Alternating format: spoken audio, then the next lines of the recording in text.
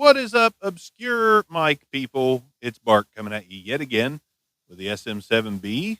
Ran into a Class A one knob control preamp podcast production studio, they say, from Strich, Strickety Stratch Strotch. Whatever this is. Yep, it is. It's from Strich. It is a $68 currently on Amazon audio interface podcast production studio thing that is about, it's smaller than my hand. It does have its own power, or you can run a USB power source to it alongside the USB connection. It's got ins and outs, and it's fairly light.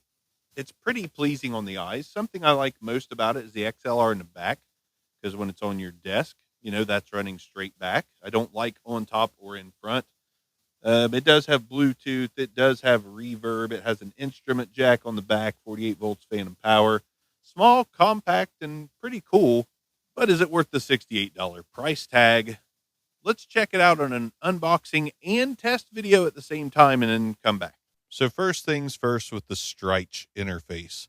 We've got a power on and off button, a 5-volt DC power / recharge, got the USB-C plugged in. That's for the interface. Headphone jack. Then we've got output, music, record. Basically, 2 out of 3 are outputs. The music is an input from your phone. On the back of the device, we've got the XLR port, a mic or guitar jack, and a 48 volts phantom power switch that lights up red when you press it. And then on top, we've got bass and treble for the guitar. We've got minimal and maximal gain for the guitar / mic input. We've got an effects knob, which we will test out later.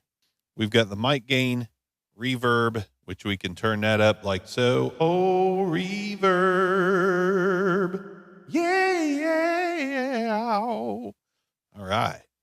We've got a Bluetooth connection, which that is connected to my phone. So I'll go ahead and pump in some music real quick, just so you have that option to hear that.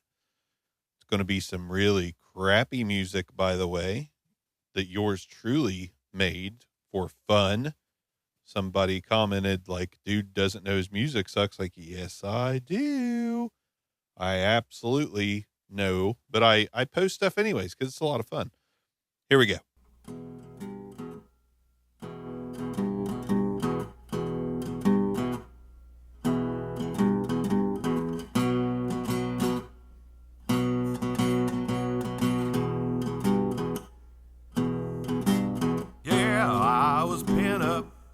I was pent up, yeah, I had not got none.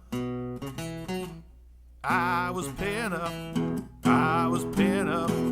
I had not got none, I was pent up. Songs for fun. When you have a night where you just do a little bit too much to get inebriated and you're like, I'm going to lay down a track. That is what happens. So anyways, we've got that. Let's go ahead and go back to that real quick so I can show you some other things. Again, eggplant in the cage, pin up. Good times. Check this out right here. I'm going to hit the voice button. And it takes a lot of the voice out, so I just have the music in the background. Now, this does work better on actual songs that are mixed correctly. But let me hit that again after a second. Please give me some. Please give me some. Please give me some. Please give me some. I was paired up. I can also hit the dodge button. I can also hit the dodge button here, and that will cut out the music.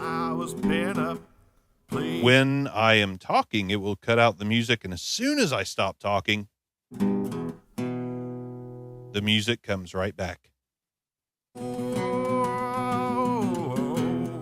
So this could be really good for like the reaction person on YouTube. It could be worthwhile there. We're going to go ahead and cut that sweet tune. So yeah, so the voice button will try to take the voice with AI out of the musics to give you to give you background music. But it works really well on some stuff, and then on some it doesn't. I've noticed on my music it works the worst, probably because again, the mix is just not as professional or professional at all for that matter. I know my music stinks, people. It's fun. I have fun with it. I am a fun music maker, not a serious music maker. The effect mode is for this button, which is for the guitar input in the back. That goes through the effects, which we'll try out in a little bit. But yeah, that's it. This does drive an SM7B. It does do a pretty good job at just basic stuff, and it could be a pretty cool thing for reaction folks on YouTube. But the noise gate that you have heard from the beginning of the video all the way through, you cannot turn that off. And it is super aggressive, which makes this nearly unusable, honestly. Then you got the headphone amp, which is plugged in there. It's really bad. It's really reverby. It sounds just absolutely awful. So we've got a super cheap headphone out. The preamp is okay, but the noise gate kind of negates anything good about the preamp because the noise gate is on nonstop. You can't fix it, and it doesn't sound good. So this device is flawed out of the box immediately. If there was a button to take that noise gate out, Shadow Puppets, it would be a little better, but then the headphone amp would be bad still. So headphone amp, if it was good and clean, and the noise gate was just non-existent for all I care, or a button to turn it on and off, would improve this device greatly. But I digress. Let's continue. Okay, so this is something that I feel like could be a decent device for that beginning podcaster. Again, like so many devices out there right now, we've got a major problem, and that is the headphone out being completely reverberant and weak. The device is driving the SM7B, which is always going to be kind of a standard of like, is this a device worth owning? Because can it power anything you need it to power? But I cannot hear that in my headphones unless I get right on top of the capsule. So the headphone out is pretty weak and reverberant. That always is a telltale sign of cost cutting measures or mass produced third party components that everyone buys up, sticks inside their own shell, and puts on Amazon. Strich did send me, I hope I'm saying that right. They did send me this device for the sake of my review, and I do appreciate it because it is a useful device at the right price, I believe. But that headphone amp is really, really, really bad.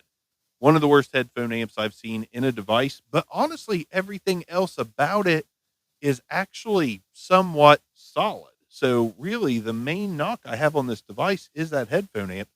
Everything else works pretty well. The USB, the ins and outs, it works pretty solid. But for people who like to monitor what they're doing, not so much. Granted, a condenser mic, you'd be able to hear yourself just fine. A mic that needs less gain, you would probably hear better.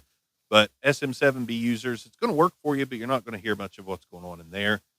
Let's do a quick guitar test. I'm not going to play anything major. I just want to check out the settings here, the effect settings on the guitar. So I'll grab a guitar and we'll do that real quick.